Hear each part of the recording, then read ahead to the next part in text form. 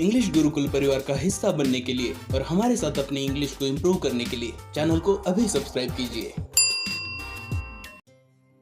Hello दोस्तों, स्वागत है आपका इंग्लिश गुरुकुल यूट्यूब चैनल पे।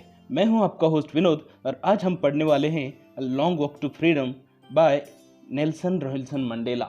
दोस्तों, लॉन्ग वॉक टू फ्रीडम का मतलब होता है आज़ादी के लिए लंबा सफ़र, और ये सफ़र तय किया है नेल्सन मंडेला ने अपने कई साथियों के साथ। दोस्तों, नेल्सन मंडेला के बारे में शुरुआत में आपको कुछ बातें बता दूं। आपने वो फिल्म देखी होगी शहंशाह, जिसके अंदर अमिताभ बच्चन कहते हैं, रिश्ते में तो हम तुम्हारे बाप लगते हैं और नाम है शहंशाह। तो ये जो बातें हैं, ये पूरी तरह से नेल्सन मंडेला की ज़िंदगी के ऊपर सही ठहरती है। ये ऐसे व्यक्ति हैं जिन्हें आप 20वीं सेंचुरी के महानतम व्यक्तियों में से एक बता सकते हो, जिन्हें नोबेल पीस प्राइज के साथ ही साथ भारत देश से भारत रत्न तक दिया गया है। और अगर आप लिस्ट देखोगे इन्हें कितने अवार्ड मिले हैं, इंटरनेशनल अवार्ड्स की मैं बात करूं तो लगभग हर देश ने, हर एक डेमोक्रेटिक देश ने इन्हें कुछ न कुछ अवार्ड से, सम्मान से ज़रूर नवाजा हुआ है। ऐसे महान व्यक्ति जो कि साउथ अफ्रीका के फादर ऑफ नेशन के नाम से जाने जाते हैं। जिस प्रकार भारत देश में हम महात्मा गांधी को फादर ऑफ नेशन कहते हैं, राष्ट्रपिता कहते हैं, उसी तरह से साउथ अफ्रीका के राष्ट्रपिता है नेल्सन मंडेला। आपको शायद पता होगा, अपार्थाइड एक ऐसी सिस्टम है जहाँ पे व्यक्तियों को वर्ण के आधार पर, यानी कि उनके स्किन के कलर के आधार पर, रंग के आधार पर अलग अलग किया जाता था। इस तरह के अपार्थाइड की सिस्टम साउथ अफ्रीका में 300 साल से अधिक टाइम से इनडायरेक्टली चालू थी, लेकिन 1944-48 के बाद ये जो सिस्टम थी पूरी तरह से पॉलिटिकल हो गई, पूरी तरह से इंस्टीट्यूशनलाइज हो गई। इंस्टीट्यूशनलाइज होने का मतलब, अब काले लोगों के लिए अलग से स्कूल थे, गोरे लोगों के लिए अलग से स्कूल थे, काले लोगों के लिए रूल्स अलग से थे, गोरे लोगों के लिए रूल्स अलग थे। और जब यहाँ पे इस तरह से फर्क होने लगा तो जाहिर सी बात है, जो गोरे लोग थे, जो वाइट लोग थे, उन्हें सुप्रीमसी दी गई।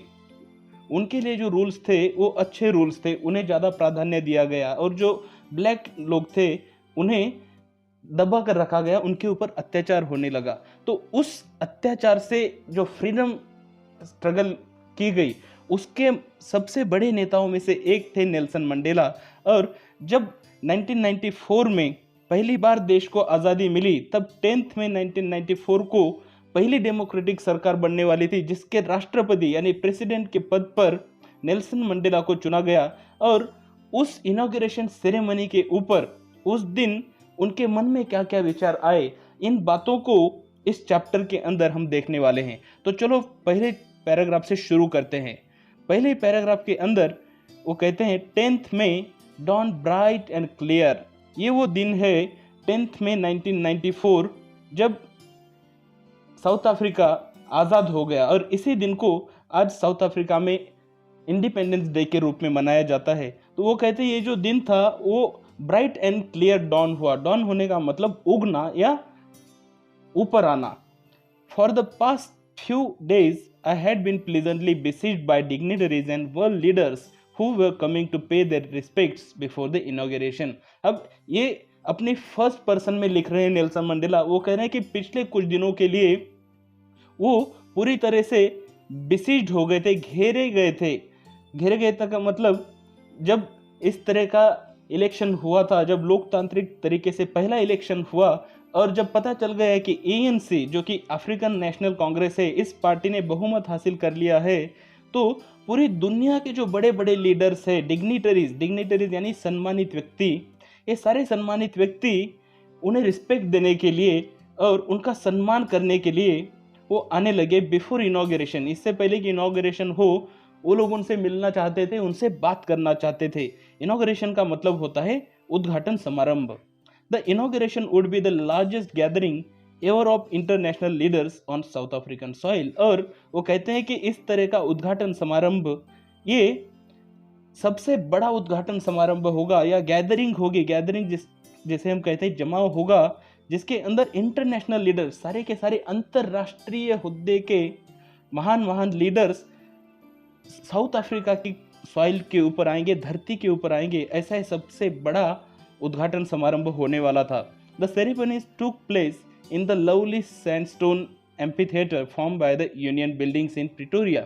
दोस्तों आपको बता दूं, प्रिटोरिया ये साउथ अफ्रीका की राजधानी है। और जिस तरह से हमारी राजधानी दिल्ली में हम देखते हैं राजभवन है, राष्ट्रपति भवन है, ठीक उसी तरह से साउथ अफ्रीका में जो प्रिटोरिया है वहाँ पे यूनियन बिल्डिंग्स है। जैसे आप यहाँ पे इमेजेस देख पा रहे हैं, तो ये जो यूनियन बिल्डिंग्स है उसी के अंदर एक एम्पी थिएटर भी है, जो आप अभी इमेज में देख रहे हो उस तरह का एम्पी थिएटर है जहाँ पे ये सेरेमनी पूरी तरह से कंप्लीट की गई। For decades, this had been the seat of white supremacy, and now it was the site of rainbow gathering of different colors and nations for the installation of South Africa's first democratic non-racial government। और वो कह रहे हैं कि for decades, पिछले कई दशकों के लिए ये जो जगह थी, ये जो हम यहाँ पे बात कर रहे हैं यूनियन बिल्डिंग्स, तो इससे पहले यहाँ पे वाइट जो लोग थे, जो गोरे लोग थे, उनका शासन हुआ करता था।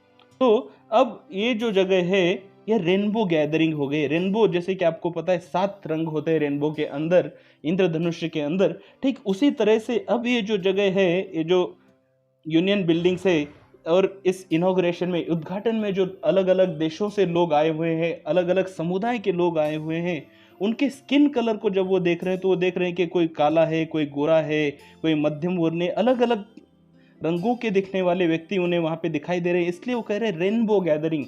जिस तरह से अलग अलग रंग होते हैं इंद्रधनुष में, ठीक उसी तरह से वहाँ पे रंग बिरंगा वातावरण उन्हें देखने को मिल रहा है। और वो कह रहे हैं कि ये सारे लोग वहाँ पे आए हुए इंस्टॉल करने के लिए, स्थापित करने के लिए साउथ अफ्रीका की पहली डेमोक्रेटिक और नॉन रेशियल गवर्नमेंट।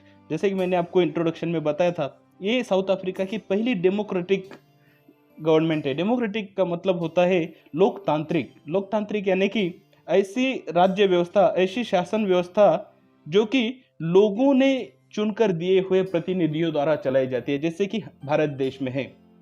साथ ही साथ वहाँ पे पहली बार नॉन रेशियल गवर्नमेंट होने वाली थी। ये वर्ड बहुत ज़्यादा ज़रूरी है।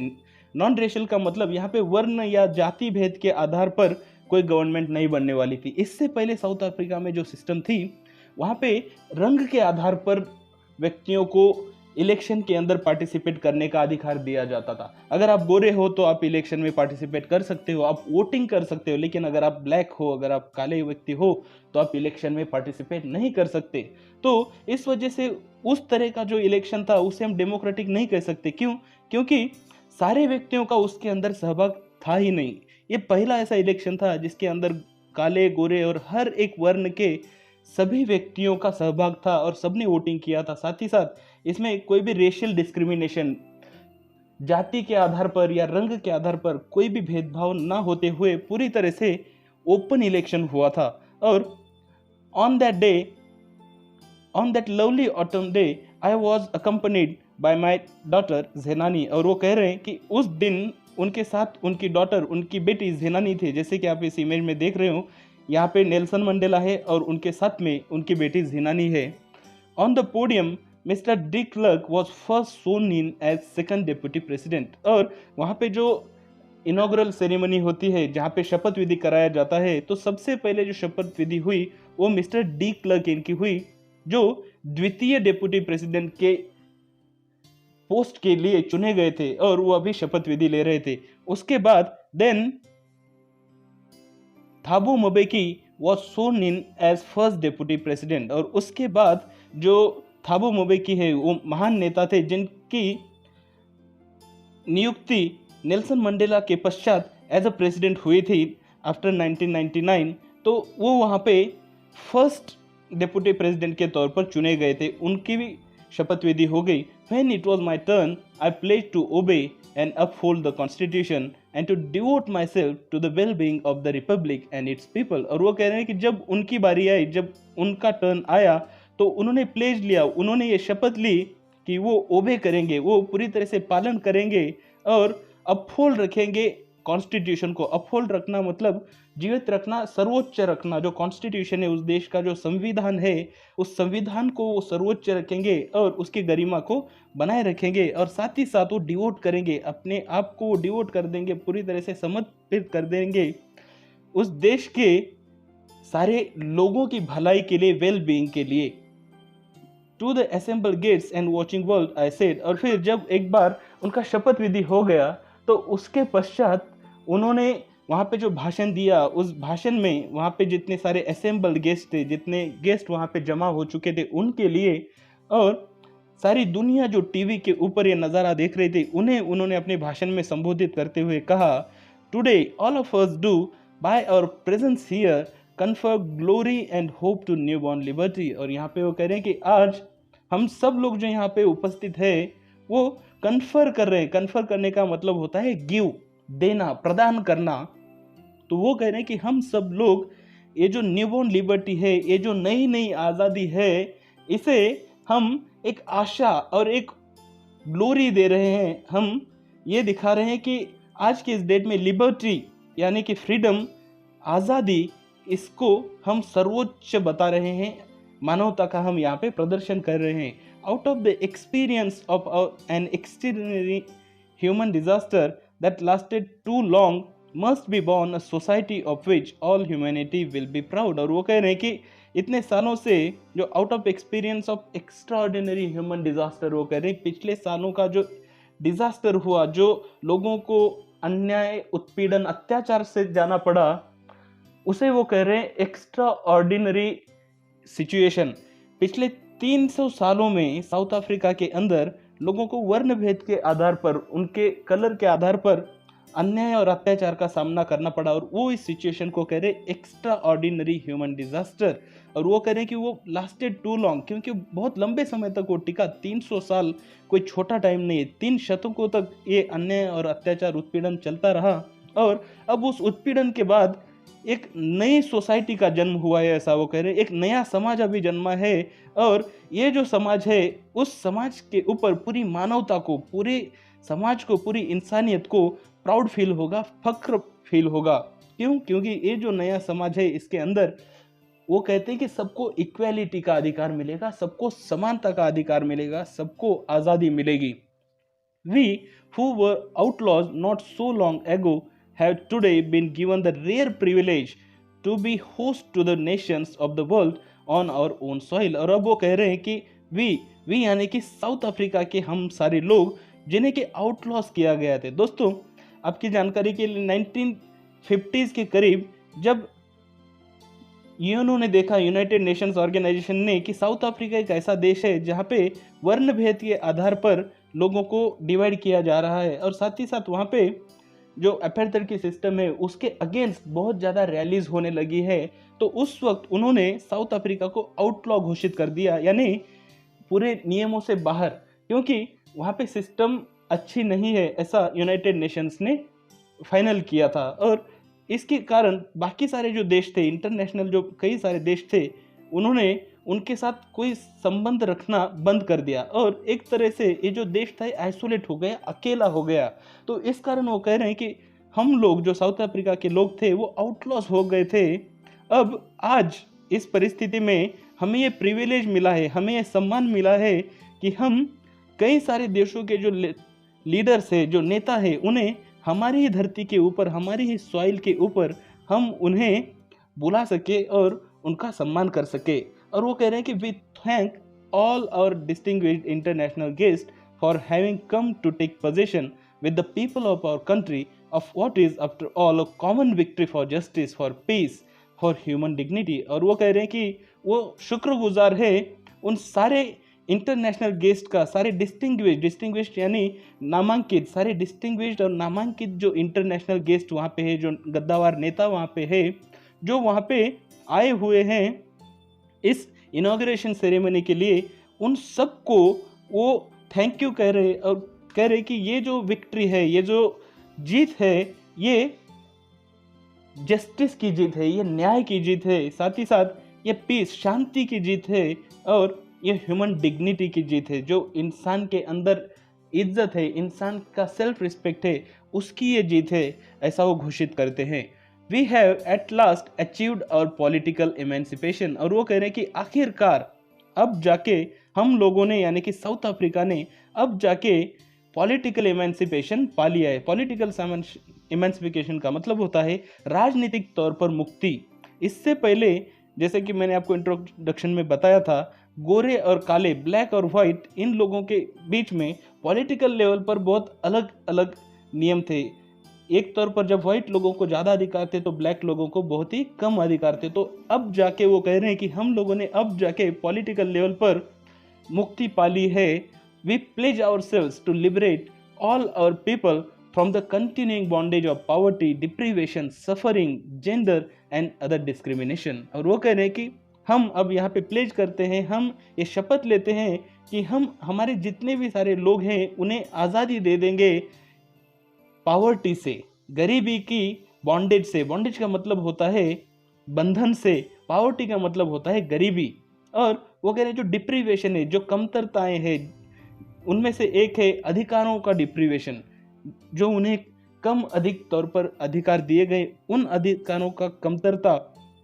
और जो सफरिंग, जो उन्होंने सहन किया है अपनी ज़िंदगी में, जो अन्याय अत्याचार उन्होंने सहा है, उससे हम उन्हें आज़ादी दे देंगे। साथ ही साथ जेंडर एंड अदर डिस्क्रिमिनेशन, साथ ही साथ जेंडर के आधार पर, मेल फीमेल इसके आधार पर, और अदर डिस्क्रिमिनेशन, जो जितने भी तरह के भेदभाव है उनसे हम इस सोसाइटी को पूरी तरह से आज़ादी दे देंगे। और जो साउथ अफ्रीकन सोसाइटी है वो पूरी तौर से फ्री हो जाएगी, आज़ाद हो जाएगी, किसी भी भेदभाव से ऊपर उठ जाएगी। Never, never and never again shall it be that this beautiful land will again experience the oppression of one by another। और वो कह रहे हैं कि never, never and never, अब ये 3 बार कह रहे हैं never, never, never। वो कह रहे हैं ऐसा कभी कभी नहीं होगा कि ये जो ब्यूटीफुल कंट्री है, ये जो खूबसूरत देश है साउथ अफ्रीका, ये देश यहाँ पे फिर से एक बार ऑपरेशन दिखे। ऑपरेशन का मतलब होता है अत्याचार। फिर से एक बार यहाँ पे एक इंसान का किसी और इंसान के ऊपर अत्याचार इस देश में अब कभी नहीं होगा। The sun shall never set on so glorious a human achievement. और वो कह रहे हैं कि ये इस वक्त जो साउथ अफ्रीका में हुआ है, जो कि डेमोक्रेटिक पद्धति से, लोकतांत्रिक पद्धति से पहली लोकतांत्रिक सरकार बन रही है, ये जो ग्लोरियस ह्यूमन अचीवमेंट है, एक बहुत ही बड़ी मानवीय तौर पर अगर आप देखोगे तो एक उपलब्धि है, एक अचीवमेंट है, ये कभी भी खत्म नहीं होगी। और let freedom reign, God bless America. और वो कह रहे हैं कि भगवान करे कि साउथ अफ्रीका के अंदर हमेशा हमेशा फ्रीडम यानी आज़ादी का ही शासन रहे और हमेशा हमेशा यहाँ के लोग आज़ाद रहे। अगले स्टांजा के अंदर वो कहते हैं, a few moments later we all lifted our eyes in awe as a spectacular array of South African jets, helicopters and troop carriers rode in perfect formation over the Union buildings। और वो कह रहे हैं कि थोड़ी ही देर में सब ने, वहाँ पे जितने भी लोग उपस्थित थे उस कार्यक्रम को और उस उद्घाटन समारोह को अटेंड करने के लिए, उन सब ने ऑ के साथ, ऑ का मतलब होता है सरप्राइज के साथ, सरप्राइज के साथ सबने ऊपर देखा, क्योंकि ऊपर जो एक स्पेक्टेकुलर व्यू था, एक बहुत ही खूबसूरत व्यू था, खूबसूरत नज़ारा था, जो कि बना हुआ था साउथ अफ्रीका के अलग अलग जो हेलीकॉप्टर्स है और अफ्रीकन जेट्स है, जो जेट विमान होते हैं जो आर्मी और नेवी में यूज़ किए जाते हैं, एयरफोर्स में यूज़ किए जाते हैं, वो सब अपने फॉर्मेशंस, जैसे आपने देखा होगा जब स्वतंत्र दिन होता है इंडिया में 15 अगस्त होता है, तब भी हम देखते हैं कि जो ये जेट्स होते हैं वो अलग अलग तरह के करतब करते हैं, हवाई कसरत करते हैं। तो कुछ इसी तरह के कसरत वहाँ पे होने लगे थे और वो देख रहे थे तो ऐसे लग रहा था जैसे कि ये जो सारे जेट्स है रोर कर रहे हैं। जिस तरह से लॉयन होता है वो गुर्राता है, वो रोर करता है, ठीक उसी तरह से ये जो जेट्स है ये रोर कर रहे थे।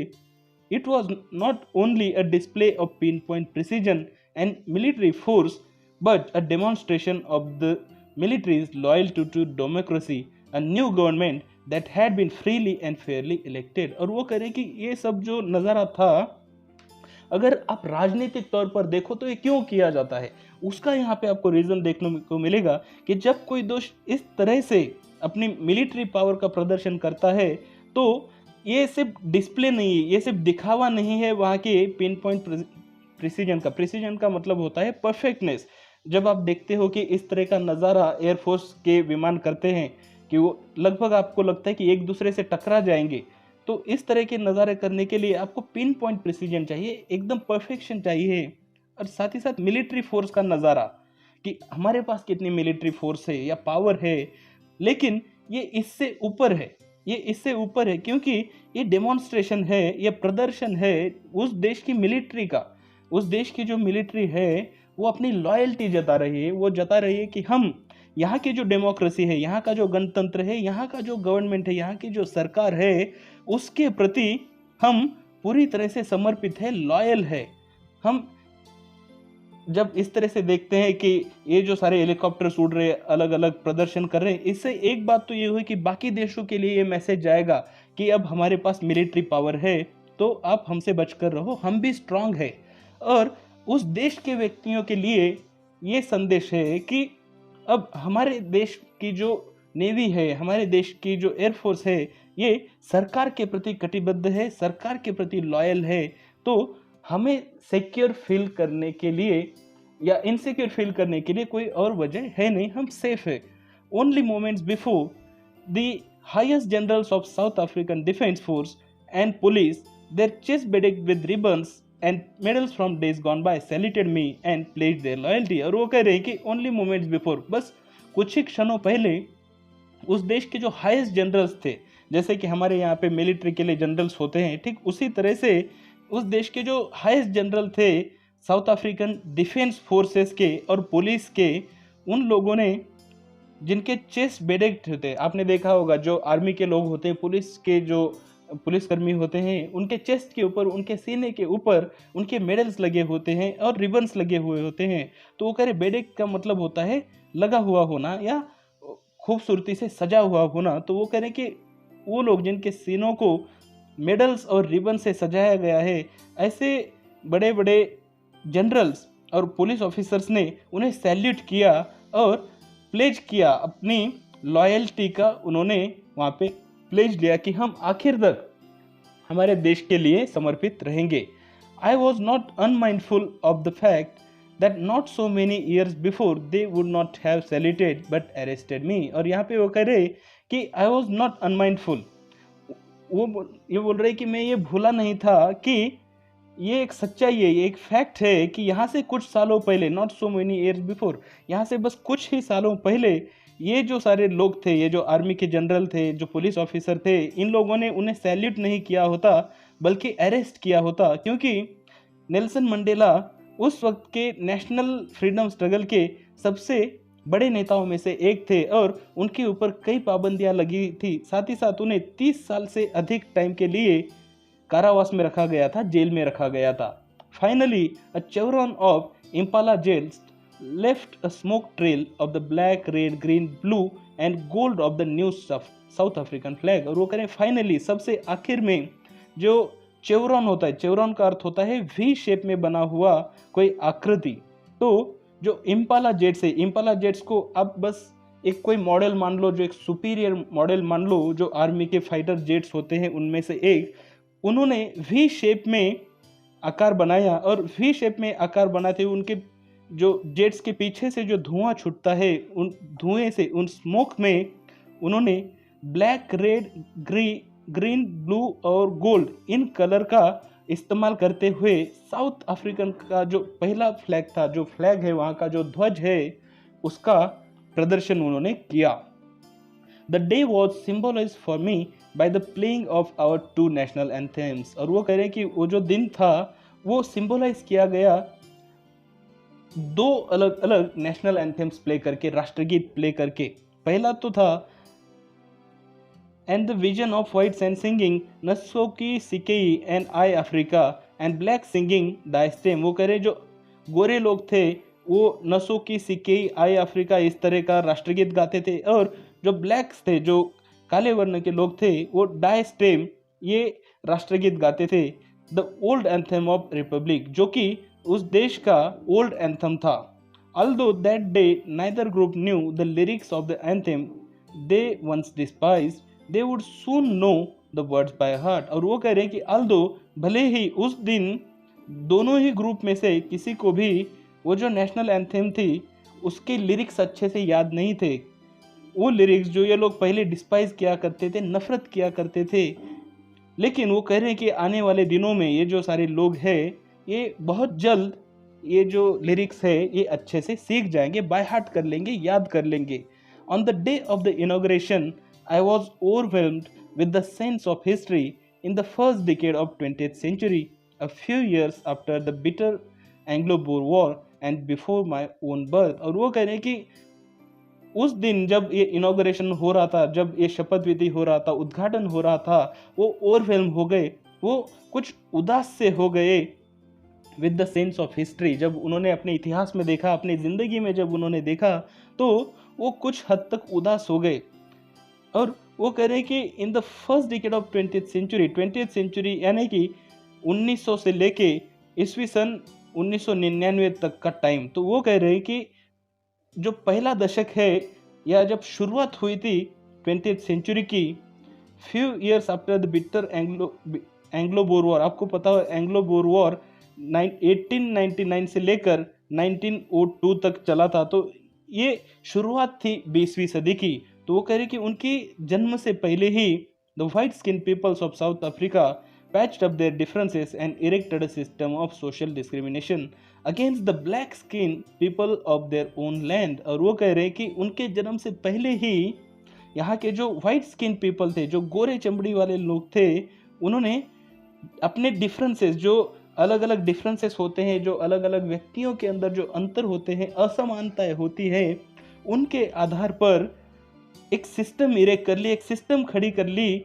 Of racial domination. Racial domination का अर्थ होता है अपने जाति के आधार पर या वर्ण के आधार पर डोमिनेशन, वर्चस्व उन्होंने डार्क स्किन लोगों के ऊपर सिद्ध कर लिया। जो वहाँ के काले लोग थे या डार्क स्किन लोग थे, उनके ऊपर उन्होंने अपना डोमिनेशन या वर्चस्व उन्होंने स्थापित कर दिया। और ये जो सारे लोग थे, डार्क स्किन लोग थे, वो अपने ही देश के लोग थे, ऐसा नहीं कि कोई बाहर से आए हुए लोग थे, बल्कि उसी देश के जो रहवासी थे, लेकिन जिनकी चमड़ी का कलर डार्क था, काला था, उन लोगों के ऊपर वहाँ के गोरे लोगों ने, वाइट स्किन लोगों ने अपना वर्चस्व स्थापित कर दिया। The structure they created form the basis of one of the harshest most inhuman societies the world has ever known. और वो कह रहे हैं जो स्ट्रक्चर वहाँ पे क्रिएट किया गया, जिस तरह की सिस्टम वहाँ पे क्रिएट की गई थी, वो सबसे हार्शेस्ट सिस्टम में से एक थी, सबसे कठिन या सबसे इनह्यूमन, अमानवीय सिस्टम थी, जो उन लोगों ने इंसानी सोसाइटी के लिए, या इस तरह का कोई सिस्टम दुनिया ने इससे पहले नहीं देखा था, जो कि पूरी तरह से अमानवीय था।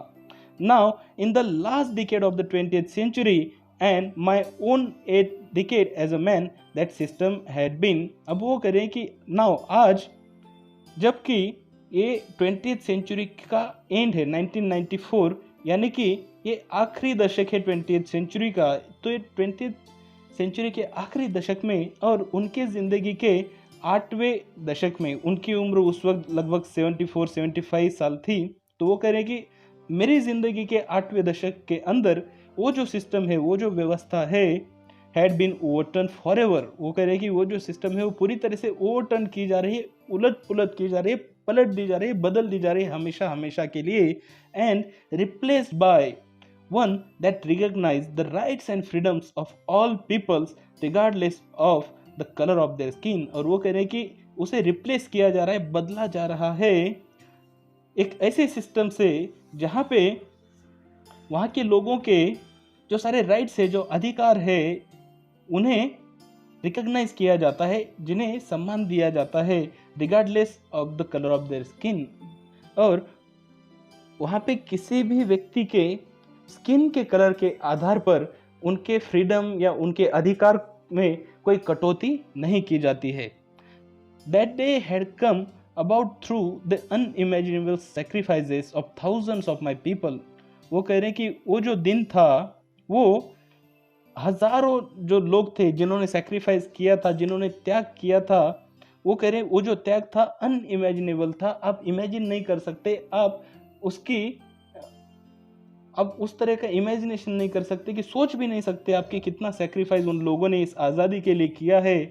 People whose suffering and courage can never be counted or repaid. और वो कह रहे कि वो लोग, जिन लोगों ने इस आज़ादी के लड़ाई में अपना सर्वस्व त्याग दिया, उन लोगों की सफरिंग, जो उन लोगों ने सफ़र किया, उन लोगों ने जो कुछ सहा, जो अत्याचार अन्याय उन्होंने सहा, और जो करेज, जो हिम्मत उन लोगों ने दिखाई, वो कभी काउंट नहीं कर सकते, उनकी हिम्मत हम कभी काउंट नहीं कर सकते, ना ही उन लोगों को हम कभी रिपे कर सकते हैं जो उन लोगों ने हम हमारे लिए या मानवता के लिए जो कुछ सहा उसे हम कभी वापस पे नहीं कर सकते। I feel that day as I have on so many other days that I was simply the sum of all those African patriots who had gone before me. और वो कह रहे कि उन्हें ऐसा फील हुआ, उन्हें ऐसा महसूस हुआ उस दिन कि वो जो खुद हैं वो बाकी सारे जो पैट्रियट्स है, बाकी सारे जो देशभक्त है, पैट्रियट्स का अर्थ होता है देशभक्त, तो वो करें कि ये जितने भी अफ्रीकन पैट्रियट्स है, अफ्रीकन देशभक्त है, उन सब का जो उनसे पहले जा चुके हैं, जिनकी मृत्यु उनसे पहले हो चुकी है, उन सबके वो सम है, वो उन सबके टोटल है, उन सबको मिला के वो बने हैं।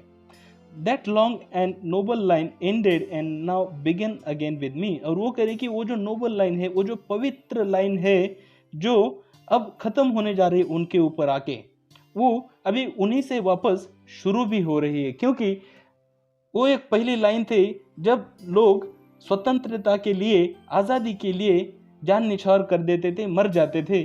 अब उस लाइन में सबसे आखिर में खड़े हैं नेल्सन मंडेला, और अब उन्हें आज़ादी मिल चुकी है। तो वो करें अब एक नई लाइन शुरू होने जा रही है ऐसे लोगों की जो लोग अब आज़ाद है। तो I was pain that I was not able to thank them and that they were not able to see what their sacrifices had wrought. और वो कह रहे हैं कि वो उन्हें थोड़ा सा दुख हुआ, वो कह रहे हैं कि आई वॉज पेन, मुझे दर्द हुआ ये देख के कि वो उन्हें थैंक यू नहीं बोल सकते, वो उनका शुक्रिया अदा नहीं कर सकते कि उन लोगों ने इस देश के लिए इतना सब कुछ किया। और उन्हें इस बात से भी दुख हुआ कि वो लोग जिन्होंने ये सब अपनी ज़िंदगी में सब कुछ त्याग किया, इतना ज़्यादा उन्होंने अत्याचार सहा, सैक्रिफाइसेस किए, वो लोग ये देखने के लिए मौजूद नहीं थे कि उनके सैक्रिफाइसेस की वजह से, उनके त्याग की वजह से क्या रॉट हुआ, या उन्होंने क्या अर्जित किया, क्या पा लिया, किस मुकाम पर वो पहुंच गए हैं। The policy of apartheid created a deep and lasting wound in my country and my people। वो कह रहे जो एपार्थाइड की जो पॉलिसी थी, वो जो सिस्टम थी, वो उस देश के अंदर, वो कह रहे मेरे लोगों के अंदर उन्होंने एक डीप एंड लास्टिंग वुंड बनाई है, एक बहुत ही गहरी और लंबे समय तक रहने वाली जख्म इस देश की अंतरात्मा के ऊपर एपार्थाइड की सिस्टम ने बनाई है। क्यों? क्योंकि कोई एक सिस्टम हो जाती है तो वहाँ के लोगों को उसकी आदत हो जाती है। अब जब सैकड़ों सालों से, 3 सदियों से जब वहाँ के लोगों ने इस तरह का भेदभाव सहा है, तो अब उनकी अंतरात्मा के ऊपर भी अब इस चीज़ की एक हद तक उन्हें आदत हो चुकी है, आदत पड़ चुकी है, और वो अब खुद को कम मानने लगे। इसलिए वो कहते हैं कि ये जो प्रहार है, ये एक डीप है, एक गहरा और लॉन्ग लास्टिंग, लंबे समय तक रहने वाला ये जख्म है उस देश की अंतरात्मा के ऊपर। All of us will spend many years if not generations recovering from that profound hurt। और वो करें कि all of us, हम सब, ये जख्म जो है, इस जख्म को मिटाने के लिए भले ही जनरेशंस ना लगे, लेकिन वो करें कि ज़रूर कुछ साल लगेंगे उससे रिकवर होने के लिए, उससे उभरने के लिए। क्योंकि ये जो हर्ट है, ये जो जख्म है, ये प्रोफाउंड है। प्रोफाउंड का मतलब होना गहरी है। वो जो जख्म है वो बहुत ही गहरी है।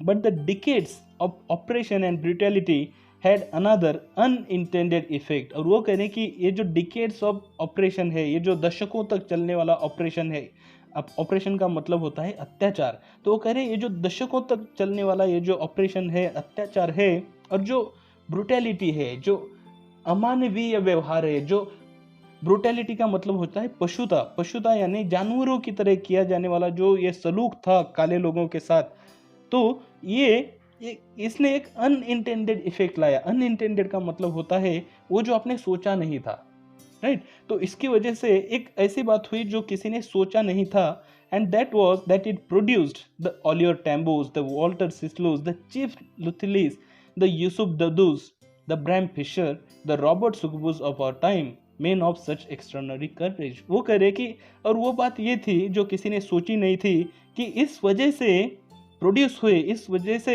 उभर कर आए ओलिवर टैम्बोस, वॉल्टर सिसुलूस, चीफ लुथिलिस, ये सारे महान फ्रीडम फाइटर्स है, स्वातंत्र्य सेनानी है साउथ अफ्रीका में, और उनके बारे में वो कह रहे man of such extraordinary courage, wisdom and generosity. तो वो कह रहे हैं ये जो सारे लोग थे ये एक्स्ट्रा ऑर्डिनरी करेज के, एक्स्ट्रा ऑर्डिनरी हिम्मत के ये लोग थे, विजडम वाले लोग थे जिनके अंदर ज्ञान था कि क्या करना है, और साथ ही साथ जनरॉसिटी थे इन लोगों के अंदर, दैट देयर लाइक में नेवर बी नोन अगेन। और वो कह रहे कि ये लोग इतने करेजियस थे, इतने हिम्मत वाले थे, इतने ज्ञानी थे, इतने जनरॉसिटी थे, इतने दानी थे कि इनके तरह के लोग, इनके जैसे लोग हो सकता है कि नेवर बी नोन अगेन, हो सकता है फिर कभी ऐसे लोग इस धरती में वापस पैदा ही ना हो। Perhaps it requires such depths of operation to create such heights of character। वो कह रहे हैं कि perhaps कदाचित हो सकता है कि इस तरह के अत्याचार की वजह से ही, या फिर वो कह रहे हैं कि इस तरह के कैरेक्टर बनाने के लिए, इस तरह का व्यक्तित्व बनाने के लिए, इस तरह की पर्सनैलिटी बनाने के लिए ज़रूरी है कि इस तरह का डेप्थ ऑफ ऑपरेशन हो। इतनी गहराई में जब जाके अत्याचार होगा तब जाके इतनी ऊंचाई आएगी आपके कैरेक्टर के अंदर। यहाँ पे देखिए कितना खूबसूरत उन्होंने वर्डिंग किया है। वो कह रहे हैं डेप्थ्स ऑफ ऑपरेशन और हाइट्स ऑफ कैरेक्टर। जब अत्याचार के अंदर गहराई होगी तब जाके आपके व्यक्तित्व के अंदर, कैरेक्टर के अंदर ऊंचाई आएगी। यही बात आपकी ज़िंदगी के ऊपर भी लागू होती है। जब आप आपकी ज़िंदगी में बड़े बड़े चैलेंजेस को फेस करोगे, बड़े बड़े चैलेंजेस का सामना करोगे, उन्हें हराओगे, तब जाके आपके कैरेक्टर के अंदर, तब जाके आपके व्यक्तित्व के अंदर ऊंचाई आएगी, तब जाके आप ऊंचे बनोगे। वो कह रहे my country is rich in the minerals and James that lie beneath it's soil. वो कह रहे कि मेरा जो देश है वो रिच है, वो आज की डेट में रिच है। क्यों? क्योंकि वहाँ पे मिनरल्स है और जेम्स है, वहाँ पे दागिने हैं और मिनरल्स है जो कि वहाँ की सॉइल के नीचे, ज़मीन के नीचे गड़े हुए हैं। But I have always known that it's greatest wealth is it's people. वो कह रहे हैं लेकिन मुझे हमेशा से ये पता है कि ये जो देश है इसकी सबसे बड़ी वेल्थ, सबसे बड़ी जो संपत्ति है वो यहाँ के लोग ही है। वो कह रहे हैं ये जो लोग हैं finer and truer than the purest diamonds. ये जो लोग हैं ये finer and truer than finer diamonds है। ये लोग डायमंड से भी प्योर है। ये लोग जो हीरा होता है इससे भी प्योर है, इससे भी शुद्ध है। It is from this comrades in the struggle that I learn the meaning of courage. और वो कह रहे हैं कि ये जो सारे कॉमरेड्स थे जो उस स्ट्रगल में, उस स्वतंत्रता पाने के लिए फ्रीडम स्ट्रगल में, ये जो सारे कॉमरेड्स थे, जो साथी थे, इन लोगों से ही उन्होंने मीनिंग ऑफ करेज सीखा। हिम्मत का अर्थ क्या होता है ये उन्होंने अपने कॉमरेड से सीखा। Time and again I have seen main and woman risk and give their lives for an idea. वो कह रहे हैं कि टाइम एंड अगेन, मैंने कई बार, हमेशा समय समय पर, वो कह रहे हैं कि मैंने देखा है कि मेन एंड वुमन, व्यक्ति और साथ ही साथ वुमेन्स भी, मेन और वुमेन, वो अपनी ज़िंदगी को रिस्क कर देते हैं, अपनी ज़िंदगी को वो दांव पर लगा देते हैं किसी आइडिया के लिए, किसी सोच के लिए। यहाँ पे वो सोच थी फ्रीडम की। यहाँ पे वो बात कर रहे हैं कि ये जो फ्रीडम पाने की जो सोच थी, जो विचार था, जो आइडिया थी, जो विचारधारा थी, इस विचारधारा के लिए कई सारे व्यक्तियों ने, मेन एंड वुमेन ने, अपनी जो ज़िंदगी है वो दांव पर लगा दी। I have seen men stand up to attacks and torture without breaking. वो कह रहे हैं कि मैंने देखा है लोगों को जब उनके ऊपर अटैक किया गया तो विदाउट ब्रेकिंग, बिना ब्रेक हुए, बिना हार माने, ये लोग ऐसे ही खड़े रहे। आपको याद होगा जैसे कि इंडिया के अंदर भी असहकार आंदोलन हुआ था। उस असहकार आंदोलन में भी जब महात्मा गांधी ने बोला कि आपको इनका साथ नहीं देना है, भले ही आपके ऊपर अंग्रेज अत्याचार करे, अन्याय करे, आपको सहते जाना है, आपको पलटकर वार नहीं करना है। तो उस वक्त भी महान लोग कहते हैं कि कई सारे भारतीय, लाखों भारतीय मार खाते रहे, लाठियां खाते रहे, लेकिन पलटकर वार नहीं किया। इस तरह का कैरेक्टर होता है। यही सेम बातें, इसी से मिलती जुलती बातें साउथ अफ्रीका में भी नेल्सन मंडेला ने अपने फ्रीडम स्ट्रगल के अंदर, फ्रीडम फाइट के अंदर उन्होंने देखी। और वो कह रहे हैं showing a strength and resilience that defies imagination. वो कह रहे हैं कि इन लोगों ने जो स्ट्रेंथ दिखाई, जो ताकत दिखाई, और जो रेजिलियंस दिखाया, रेजिलियंस का मतलब होता है एक एबिलिटी जिससे कि आप वापस उभर कर आगे आ जाते हो। जैसे बीमारी से आप वापस ठीक हो जाते हो। कुछ उसी तरह से इन लोगों के अंदर भी रेजिलियंस था कि भले ही कितना ही ये लोग मार क्यों ना खा ले, कितना ही ये लोग अत्याचार क्यों ना सह ले, ये वापस खड़े हो जाते थे। और ये सब जो था डिफाइज इमेजिनेशन, ये सब कुछ इमेजिनेशन से परे था, ये सब कुछ सोच से परे था। I learn that courage was not the absence of fear but the Triumph for it. और वो कह रहे हैं कि मैंने ये सीखा कि जो हिम्मत होती है, जो करेज होती है, वो डर का अभाव नहीं है बल्कि ट्रायम्फ फॉर इट है, बल्कि डर के ऊपर जीत को आप हिम्मत बोलते हो। The brave man is not he who does not feel afraid. वो कह रहे हैं कि ब्रेव मैन वो व्यक्ति हिम्मत वाला नहीं है, निडर नहीं है, जो डरता नहीं है, बल्कि but he who conquers that fear, बल्कि वो व्यक्ति जो उस डर को या उस डर के ऊपर जीत जाता है, वो व्यक्ति ही ब्रेव है, वही व्यक्ति हिम्मत वाला है।